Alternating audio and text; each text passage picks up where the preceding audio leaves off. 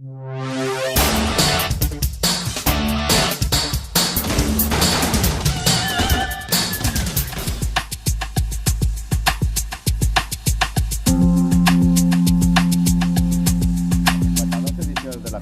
València ha arribat el moment de presentar a l'amic de la Finca Roja i ho fem de la mà de la seva autora, Mercè Ibars, un fantàstic llibre que ha publicat Tusquets Editors. Mercè, benvinguda a València, l'amic de la Finca Roja. Anem a parlar qui és este amic de la Finca Roja. Qui era? Qui s'amaga darrere d'este nom? L'extraordinari Carlos Pérez, que vosaltres coneixeu molt bé aquí a València.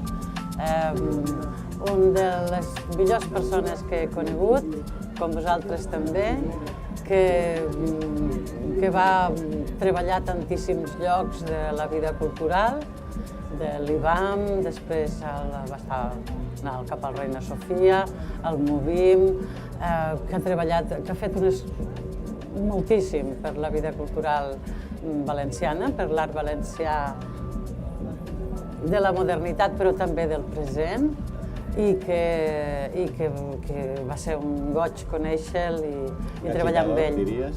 Un agitador? Sí, un agitador, un home que transmetia una alegria extraordinària per conèixer el nostre passat cultural i el present, i que a mi m'ha ajudat moltíssim a poder fer aquest llibre. I que va posar la modernitat en esta ciutat, encara que ell sempre dia que València era la terra de la modernitat impossible.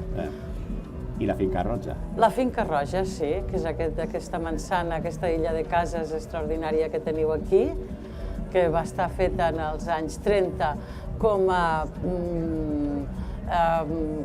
habitatges i com a pisos per a obrers. En l'Eixample aquell que era el més burgès de la ciutat, no? I avui en dia això pot resultar estrany, però donava la idea d'aquesta modernitat que anava començant a València i que es va interrompre. Però, diguéssim, venint de Barcelona, doncs és l'Eixample que s'havia muntat a Barcelona, traslladat aquí, a més amb una arquitectura formidable.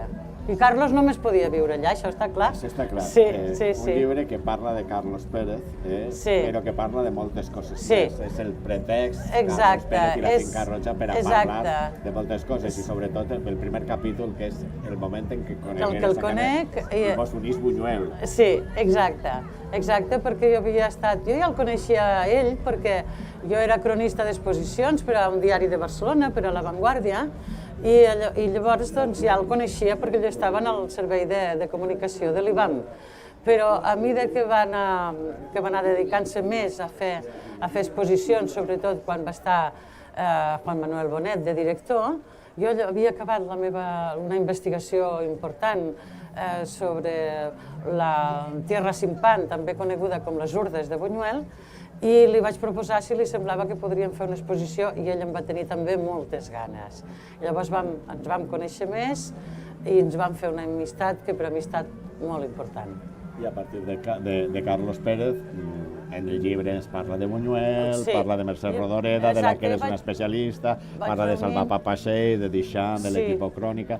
Anem interrelacionant realment la història i la cultura i les claus artístiques del segle XX. Exacte. És un llibre molt valencià en molts aspectes, no? Perquè és això, perquè hi ha l'Equip Crònica, que és un dels capítols importants d'aquest llibre, que a molta gent li crida l'atenció, me n'adono pels lectors que ja m'han comentat coses, perquè efectivament encara no s'entén perquè no està més present en el nostre record i en les nostres exposicions l'Equip Crònica, que va ser extraordinari. Contextualitzes tots aquests personatges de la nostra cultura, aquests artistes de la nostra cultura, els contextualitzes i els dinamitzes, perquè no estan aïllats en el món. Exacte. És una cosa que ara podem fer més, jo crec.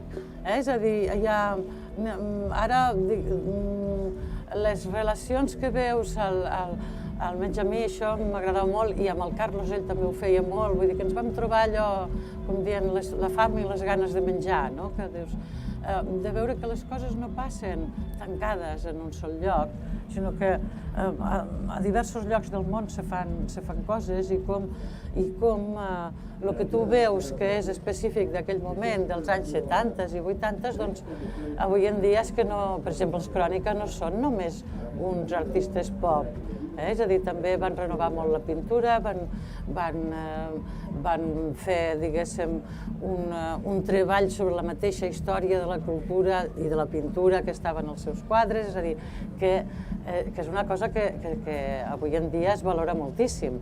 És a dir, l'art que ens ajuda també a comprendre l'art del passat perquè l'inclou. I en el cas del Crònica això ho van fer de forma meravellosa. I el seu sentit crític també. Un llibre que parla d'art, però sobretot parla també d'aquest aspecte crític que està, perquè no resta allà, hi ha una intencionalitat crítica i política, però sobretot quan estàs llegint el llibre, si la sensació que se transmet, una sensació de cosmopolitisme.